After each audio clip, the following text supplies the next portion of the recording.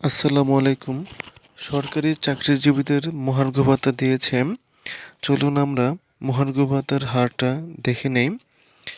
মহার্ঘ ভাতা দিবে প্রথম থেকে তৃতীয় গ্রেড মূল বেতনের 10%, চতুর্থ থেকে পঞ্চম গ্রেড মূল বেতনের 20%, 11 থেকে 20তম গ্রেড মূল বেতনের 25%, সর্বনিম্ন বেতন বৃদ্ধি 4,000, সর্বোচ্চ বেতন বৃদ্ধি 7,000 টাকা।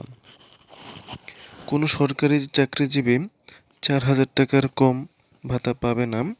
তো আবার আরেকটি বিষয় হচ্ছে যে 5% বিশেষ প্রণোদনা ছিল, সেটা আর থাকবে না, সেটা বাতিল হয়ে যাবে। আশা করি আপনারা ভিডিওটি পেয়ে উপকৃত হয়েছেন।